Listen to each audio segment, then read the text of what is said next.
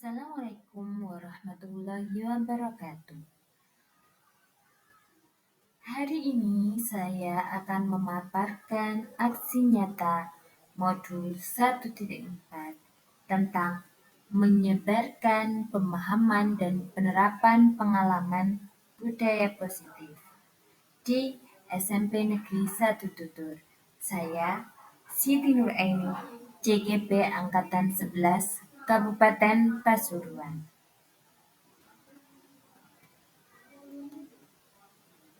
Kemudian saya didampingi oleh Ibu Rianingsi SPD selaku fasilitator dan juga Ibu Anita Oktavia SPD selaku pengajar praktik. Berikut rancangan aksi nyata saya, yaitu dilatar belakangi oleh budaya positif dapat dikembangkan baik di sekolah maupun di kelas. Sebelum menciptakan budaya positif di lingkungan yang lebih besar seperti sekolah, guru dapat mengembangkan budaya positif di lingkup yang lebih kecil dahulu seperti kelas. Budaya positif di kelas dapat dimulai dengan membuat keyakinan kelas. Keyakinan kelas dibuat bersama dengan murid. Dengan begitu, guru dapat memberikan kesempatan pada murid untuk menyampaikan pendapatnya. Ketika murid memiliki sebuah permasalahan, maka guru dapat bersama-sama dengan murid untuk mencari solusi bersama dengan cara restitusi. Hal ini dapat dilakukan untuk meningkatkan budaya positif di lingkungan kelas, sehingga murid memiliki tanggung jawab. Tujuan rancangan aksi nyata ini meliputi yang pertama, murid dapat mengemukakan pendapatnya dalam proses pembuatan keyakinan kelas. Yang kedua, keyakinan kelas dibuat dari hasil kolaborasi murid dengan guru. Yang ketiga, menumbuhkan kesadaran diri atau motivasi intrinsik dari dalam diri murid. Yang keempat, melatih murid untuk menemukan solusi dari permasalahan yang dihadapi. Dan yang terakhir, menumbuhkan rasa tanggung jawab dalam diri murid. Tolak ukur rancangan aksi nyata ini ada 5 hal. Yang pertama, murid dan guru sepakat akan keyakinan kelas yang telah dibuat bersama-sama. Yang kedua, murid meyakini keyakinan kelas yang telah mereka buat dengan kesadaran sendiri tanpa adanya paksaan. Dan yang ketiga, adanya perubahan perilaku positif pada dirinya. Yang keempat, murid dapat menemukan solusi dari permasalahan yang dihadapi. Dan yang kelima, budaya positif tercipta di lingkungan kelas dan sekolah. 5 tindakan rancangan aksi nyata. Yang pertama, membuat rencana aksi nyata. Yang kedua, melaksanakan kegiatan aksi nyata berupa keyakinan kelas. Yang ketiga, melaksanakan segitiga restitusi. Yang keempat, meminta izin kepada kepala sekolah untuk melakukan sosialisasi kepada warga sekolah tentang budaya positif yang telah dilakukan.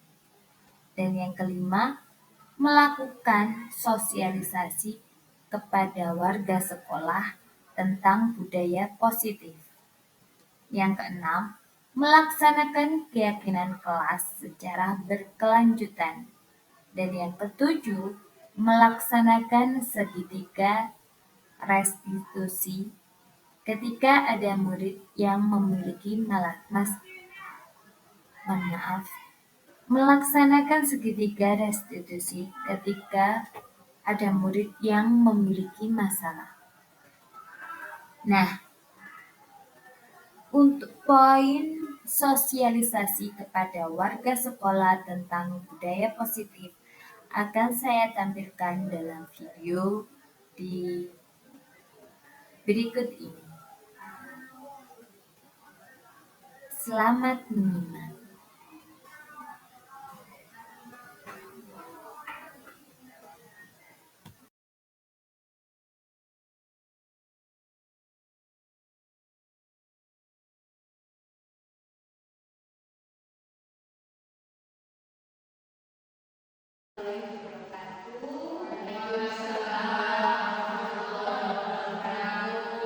Selamat siang Bapak Ibu semuanya. Terima kasih sudah meluangkan waktu untuk mengikuti kegiatan yang harus saya lakukan untuk menjalankan tugas sebagai calon guru penggerak. Pertama-tama, judul materi yang saya akan bagikan kepada Bapak Ibu adalah menyebarkan pemahaman dan penerapan pengalaman budaya positif.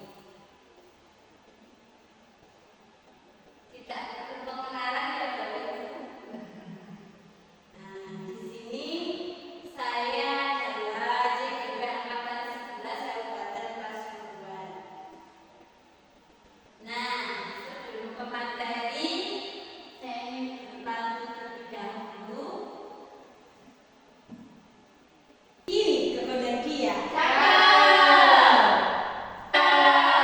Beli lilin dilanjut minum es soda. Mari Bapak Ibu semua berbagi ilmu untuk masa depan bangsa.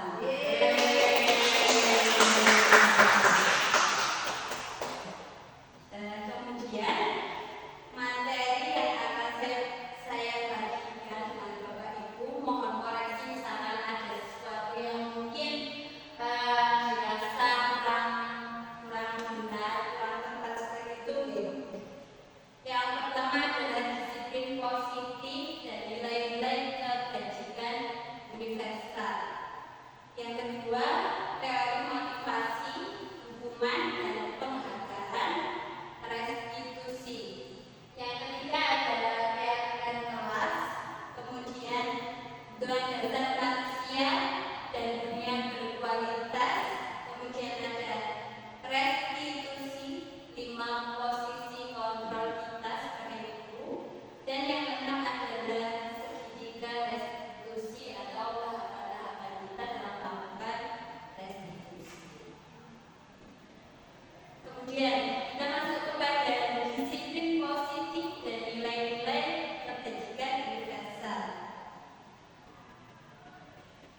Di sini ada perubahan paradigma teori kontrol atau teori pilihan. Di sini ada perubahan dari yang pemahaman zaman dulu dengan pemahaman kekinian. Di situ ada ilusi guru mengontrol murid. Kemudian ilusi bahwa semua penguatan positif efektif dan bermanfaat. Ada juga ilusi bahwa kritik dan membuat orang merasa bersalah dapat menguatkan karakter. Yang terakhir adalah ilusi bahwa orang dewasa memiliki hak untuk memaksa. Di sini siapa sesungguhnya yang memiliki kontrol?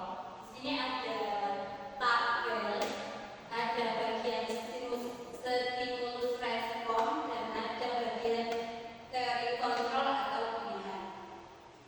Yang pertama, kita mencoba mengubah orang agar berpandangan sama dengan kita. Itu adalah stimulusnya. Kemudian teorinya, teori kontrolnya adalah kita berusaha memahami pandangan orang lain tentang dunia.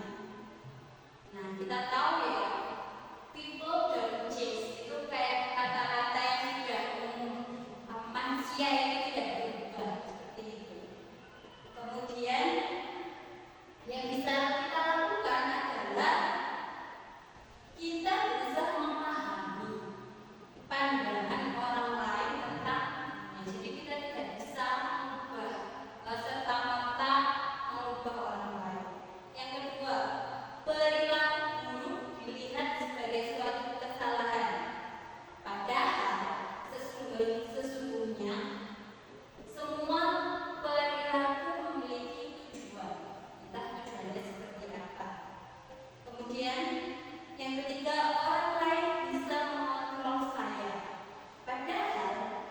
hanya Anda atau kita sendiri yang bisa mengontrol diri kita.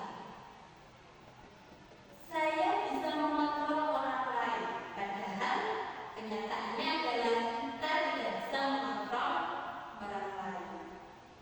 Stimulus respon, pemaksaan ada pada saat tujuan gagal. Padahal kolaborasi dan konsekuensi menciptakan pilihan-pilihan baru. Yang terakhir, model berpikir menang atau kalah. Padahal kita bisa memilih model berpikir menang-menang atau win-win solution.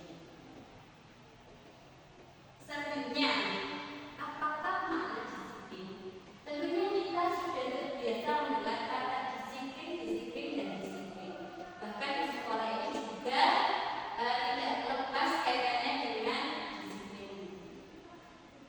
Ternyata disiplin itu berasal dari bahasa Latin, yaitu disiplina, yang artinya adalah belajar.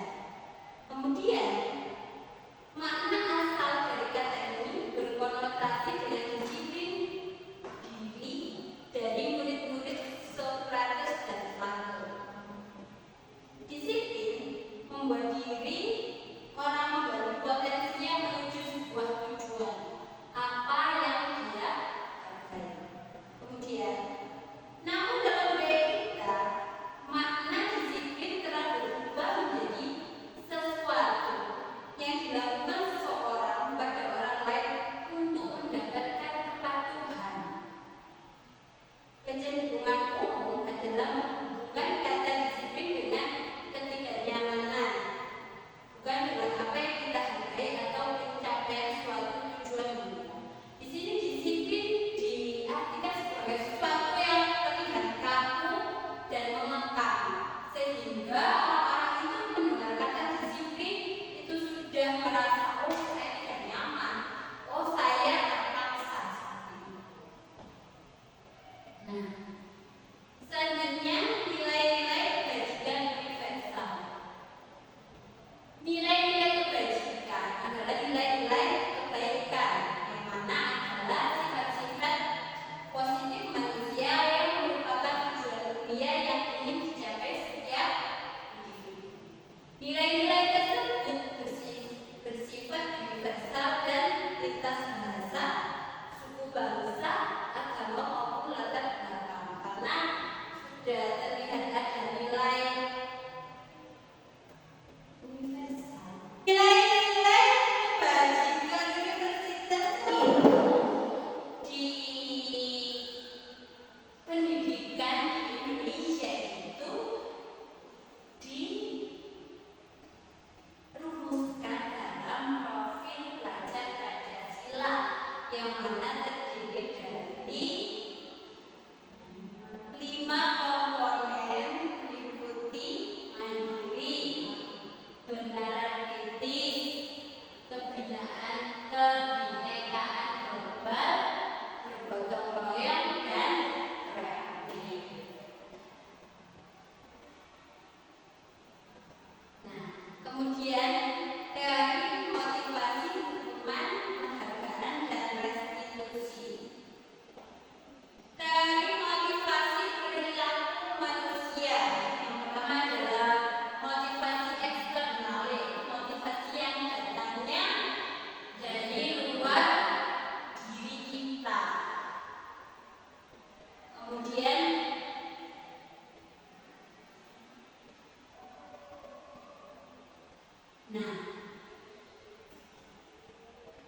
untuk menghindari ketidaknyamanan, contoh motivasi eksternal itu misalkan untuk menghindari hukuman, untuk mendapatkan ujian, atau untuk mencapai sesuatu yang sifatnya di luar diri kita.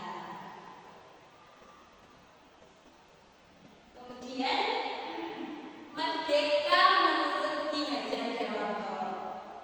Merdeka itu artinya tidak hanya terlepas dari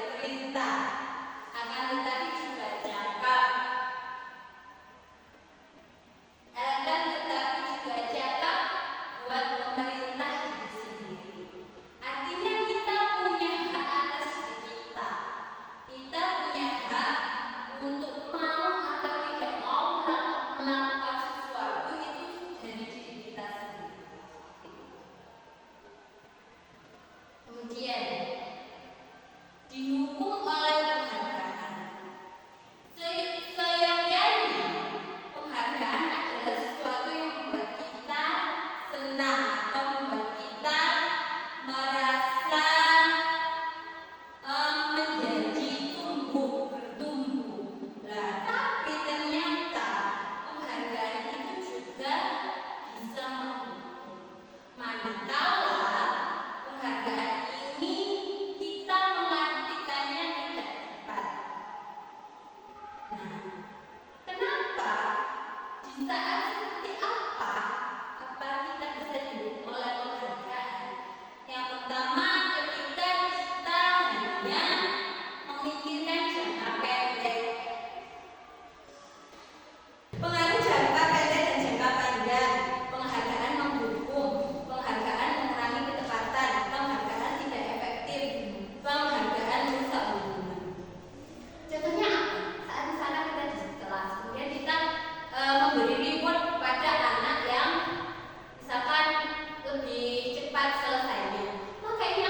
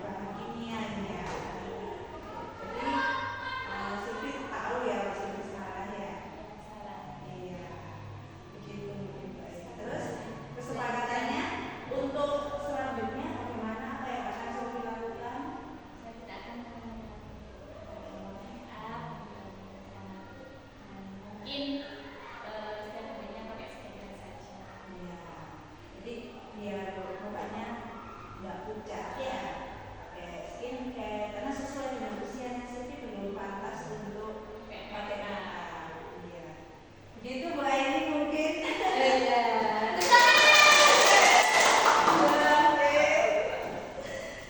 Nah, seperti itu adalah contoh penerapan restitusi untuk menangani kasus pada saat siswa.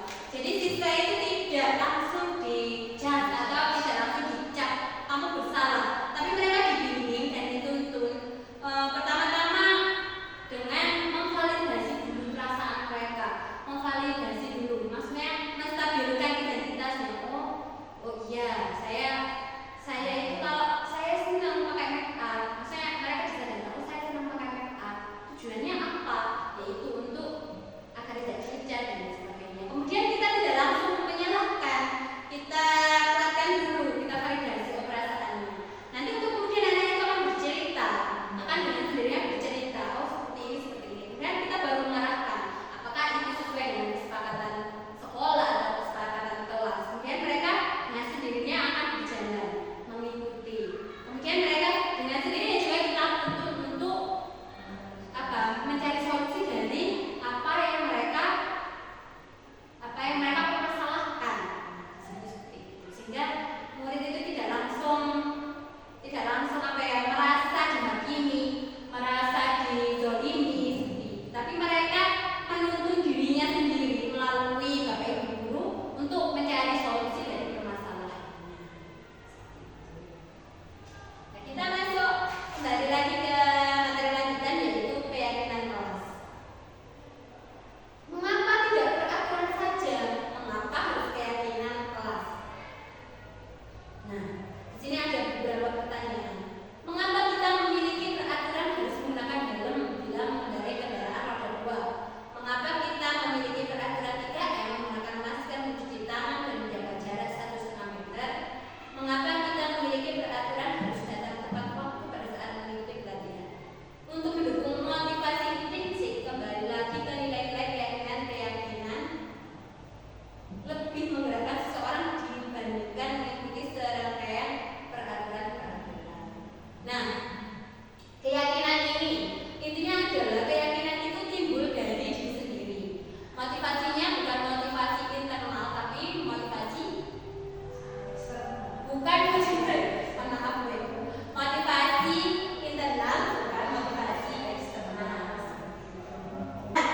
Kemudian ini ada kegiatan pendalaman keyakinan kelas tabel dan yang mungkin bisa dipraktekkan di kelas Bapak Ibu masing-masing. Nah, di sini adalah ada di tabel itu adalah terlihat, kemudian terdengar, berperilaku. Contohnya adalah terlihat berempati terhadap perasaan orang lain.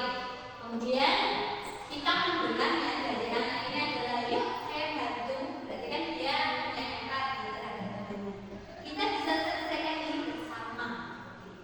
Kemudian perilakunya terhadap temannya adalah senyum ramah, memberikan salam hormat, dan sebagainya. Kemudian hormat tampak seperti dan tidak tampak seperti. Terlihat hormat jika dalam tepat waktu dan tidak hormat jika sering hadir terlambat. Kemudian di part bekerja di situ ada tampak seperti tekun bekerja dan menyimak guru, tidak tampak seperti tidak mendengarkan guru dan lanjut tak lanjut. Jadi kita berikan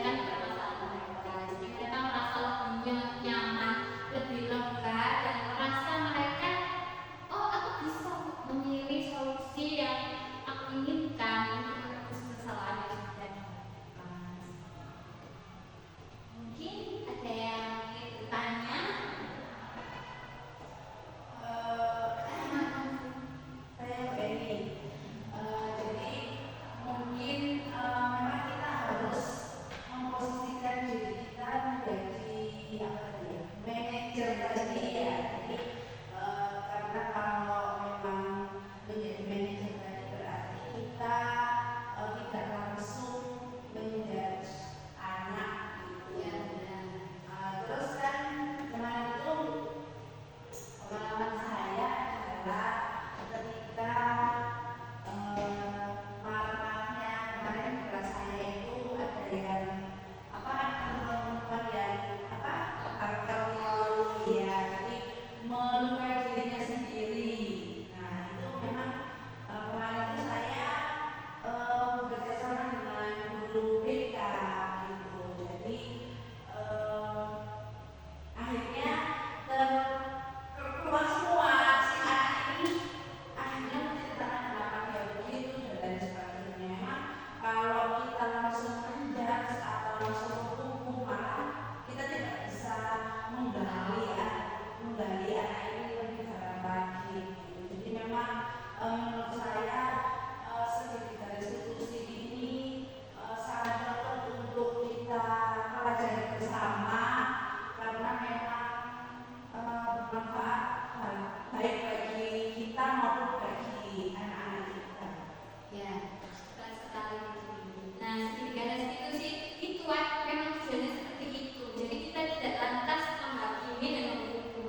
Kalau kita menghakimi seandainya menghukum, maka kita tidak tahu apa latar belakang anak ini melakukan hal yang mereka lakukan. Sedangkan di keyakinan sebelumnya, di teori yang sebelumnya dikatakan bahwa semua perbuatan itu ada alasannya.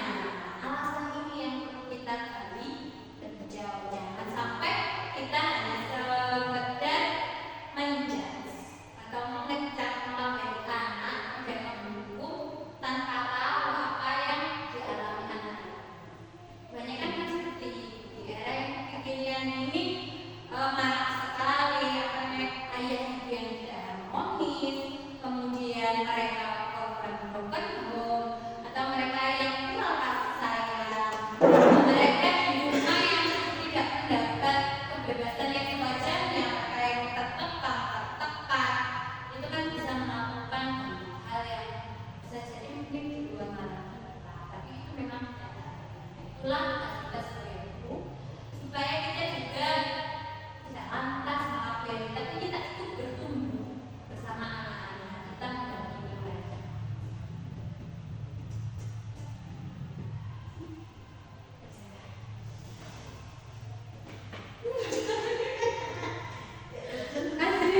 Aslinya itu ada gurih mana yang apa mana begini.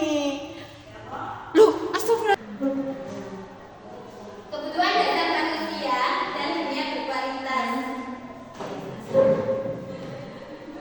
Nah, kebutuhan dasar manusia itu ada 5. Yang pertama adalah bertahan hidup, yang kedua adalah kasih sayang dan rasa diterima, yang ketiga adalah penguasaan, yang keempat kebebasan, dan yang kelima adalah kesenangan. Jika kelimanya ini dipenuhi, maka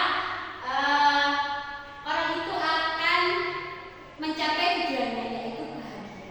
Nah, jika salah satunya ini ada yang tidak terpenuhi, maka akan ada masalah di dalam hidupnya. Nah, untuk mengatasi masalahnya itu terkadang anak-anak membuat suatu tindakan yang dimata kita sebagai misalkan seperti di sebuah pembelajaran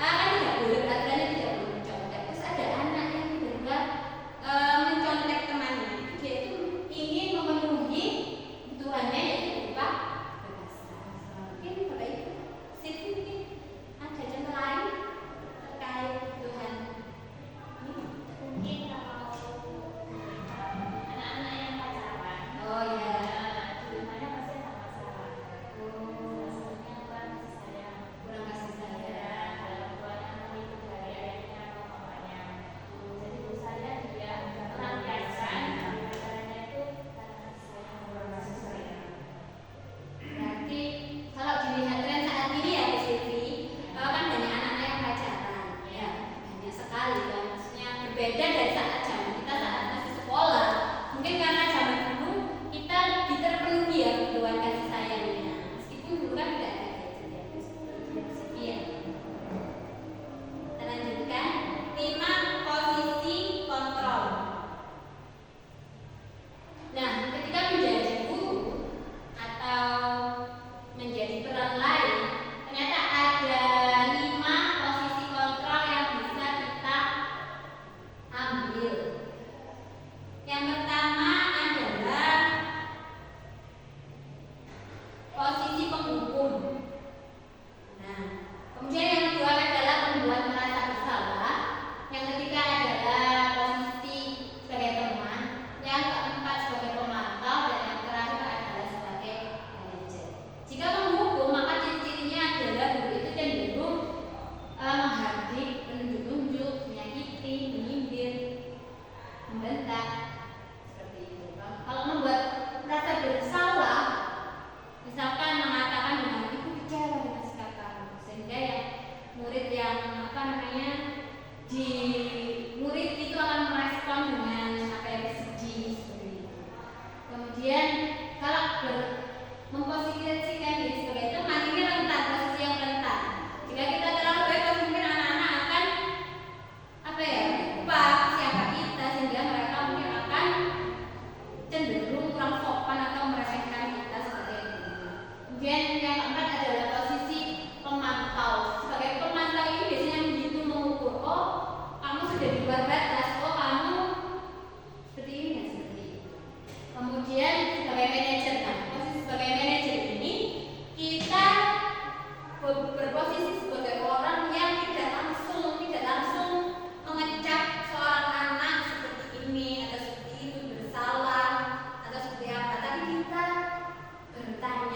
banyak bertanya, mengajukan pertanyaan menggali sebenarnya apa yang terjadi pada anak ini, apa latar belakangnya, mengapa berbuat seperti ini.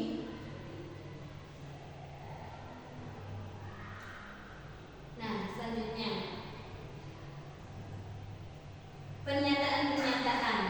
Ini saya kecewa sekali. Itu adalah dikatakan orang dengan posisi membuat orang merasa bersalah. Kamu tidak pernah benar melakukannya. Ini adalah dilakukan seorang guru yang mungkin sebagai posisi penghukum dan seterusnya. Selanjutnya, segitiga restitusi. Yang pertama adalah menstabilkan identitas, kemudian memvalidasi kebutuhan, dan yang ketiga adalah menanyakan keyakinan. Nah, restitusi ini, segitiga restitusi ini dilakukan guru atau orang yang memposisikan dirinya sebagai manajer. Ada tahapan-tahapannya. Jadi biasanya kalau dalam menstabilkan identitas itu mengatakan setiap orang mesti pernah melakukan kesalahan. Kamu bukan satu-satunya yang pernah melakukan ini. Jadi anak itu, maksudnya ada loh yang masih memihak aku dengan mengatakan seperti itu. Mereka merasa meskipun bersalah, tapi masih ada yang memihak. Seperti itu. Nah, tapi menstabilkan identitas ini harus dibarengi dengan validasi kebutuhan. Jadi apa yang membuat kamu melakukan hal tersebut? Adakah cara yang lebih efektif untuk mendapatkan apa yang kamu butuhkan? Dan dilanjutkan dengan menanyakan keyakinan. Kira-kira apa yang telah kita sepakati dan apa yang sesuai atau tidak sesuai yang sudah kamu lakukan terkait dengan keyakinan tersebut. Ini contohnya menstabilkan identitas. Ada beberapa opsi. Berbuat salah itu manusiawi, tidak ada manusia yang sempurna. Bapak Ibu juga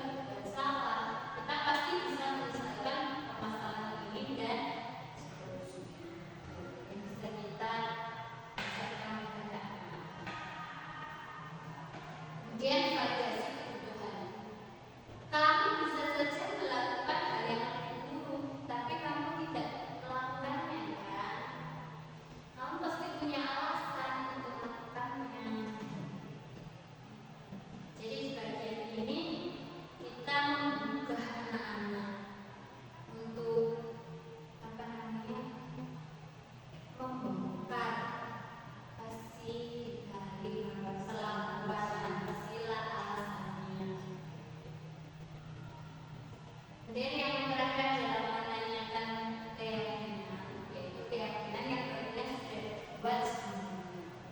Apa nilai kita percaya di kelas antar sekolah kita? Nilai-nilai universal apa yang telah disepakati? Apa yang sudah kamu rasa kamu sudah langgar? Di penerapan sertifikat restitusi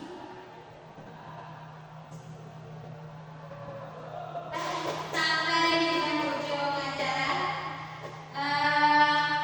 Bapak Ibu, dari pemaparan yang tadi sudah kita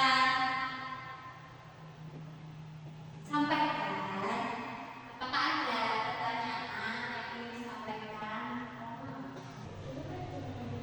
Jadi ini adalah contoh saya mempraktekkan sertifikat restitusi. Nah, ini bagian menstabilkan identitas.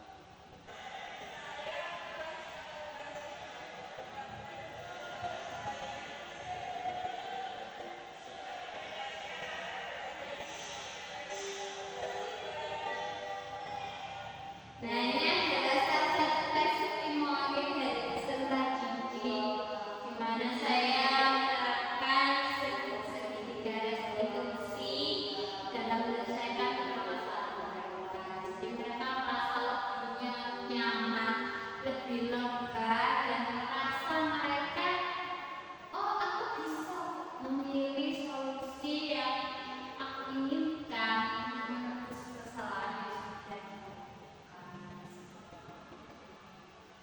Mungkin ada yang ingin bertanya.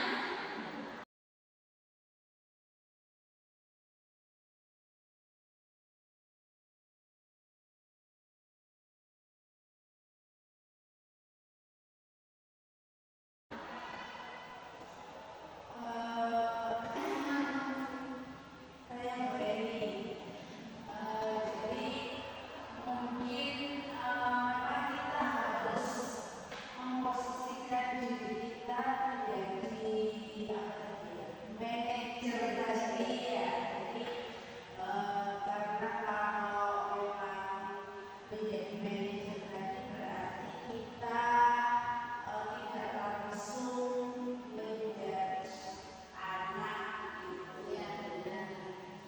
Terus kan membantu pengalaman saya adalah ketika malamnya kemarin kelas saya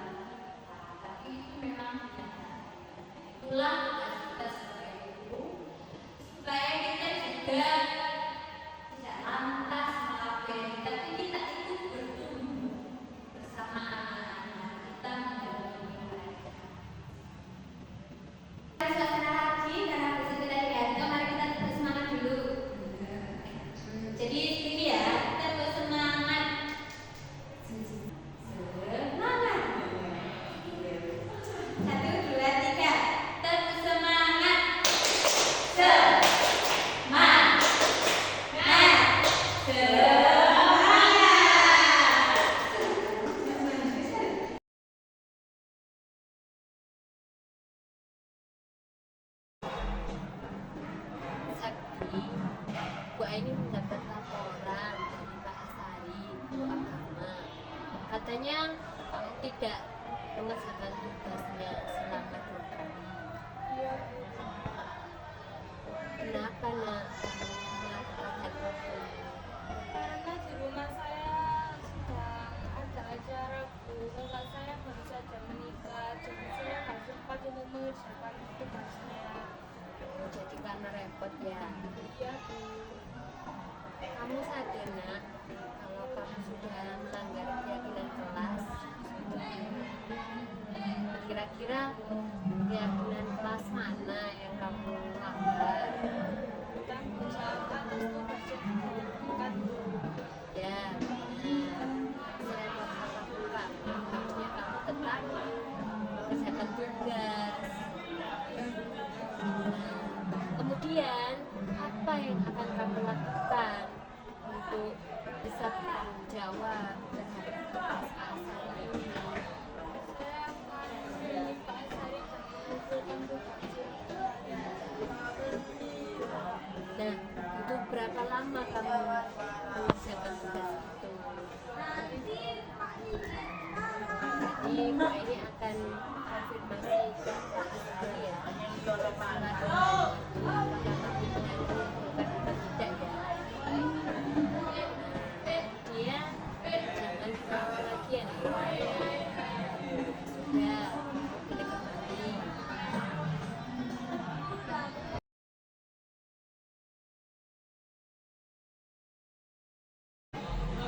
Tina, Bu Aini mendapat laporan dari anak-anak. Katanya kamu membawa lip tint ya ke sekolah.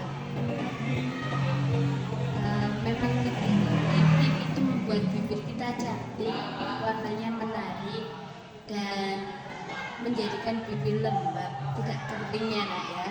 Benar Bu. Saya suka memakai lip color. Saya terlihat menarik dan tidak kering. Nah, apa dengan membawa lip tint tindakan kamu itu benar nak? Tidak, karena tidak boleh membawa barang lain selain alat sekolah. Ya, benar. Nah, karena kamu sudah tahu ya, itu melanggar kesepakatan kelas kita ya. Nah, terus apa yang kamu lakukan supaya bibir kamu tetap tidak kering dan kamu juga tidak melanggar kesepakatan kelas? Mungkin saya akan memakai pelembab bibir atau supaya tidak mengharuskan ke sekolah. Nah, pakai saja kalau ke sekolah pakai yang tidak berwarna, atau kamu bisa memakai yang berwarna kalau ada di rumah, seperti itu ya. Aku tidak menyalahkan kamu dan menghargai komitmen dan kejujuran kamu. Jangan diulangi lagi ya membawa lip tint ke sekolah. Ya sudah, kamu sudah hebat karena jujur, bisa kembali ke tempatmu ya.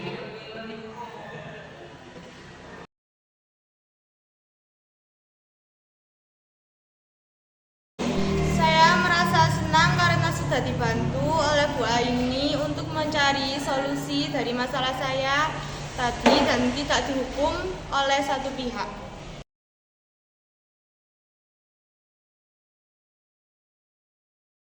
Saya merasa lega sudah mengungkapkan perasaan saya kepada Bu Aini dan sudah bertanggung jawab atas semuanya. Terima kasih Bu Aini.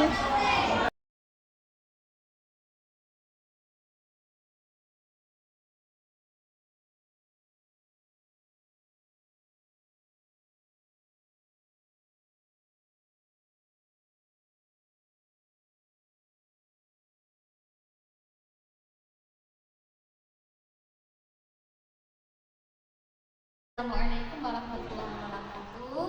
Perkenalkan, nama saya Sylvia Rahmatul Jannah sebagai guru BK di SMPN Sangat Tutur. Dari pemaparan Bu Aini sebagai calon guru penggerak Kabupaten Pasuruan, saya merasa sangat bermanfaat sekali, apalagi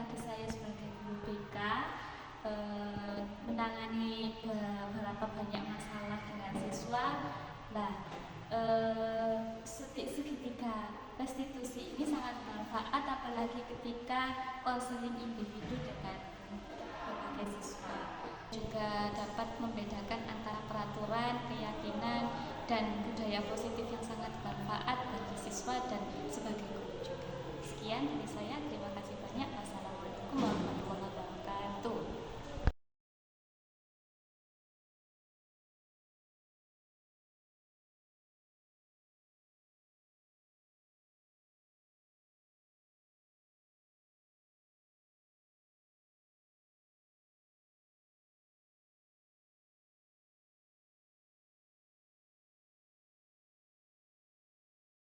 Assalamualaikum warahmatullahi wabarakatuh. Saya Dini Anggreni. Saya adalah rekan Bu Aini, guru bahasa Indonesia di SMP Negeri 1 Tutur. Dari pemaparan yang Bu Aini sampaikan tadi, saya merasa sangat bermanfaat. Apalagi bagian keyakinan kelas, karena saya juga sudah menerapkan itu di kelas saya dan alhamdulillah terbukti bahwa anak-anak itu bisa diatasi kalau dengan keyakinan daripada dengan peraturan, karena keyakinan kelas ini kan mereka sendiri yang membuat, mereka sendiri yang sepakat begitu, sedangkan kalau peraturan ya itu mereka lebih cenderung melanggar. Nah, maka saya berharap untuk guru-guru dan rekan-rekan lain juga bisa menerapkan budaya positif di sekolah. Contohnya misalnya seperti saya tadi, keyakinan kelas, kemudian juga bisa seketika restitusi begitu. Jadi memposisikan diri menjadi manajer. Nah, jadi terima kasih Bu Aini yang telah memberikan dan membagikan ilmu kepada kita semua sehingga kita bisa belajar untuk menjadi guru yang lebih baik lagi. Semangat terus Bu Aini. Terima kasih. Wassalamualaikum warahmatullahi wabarakatuh.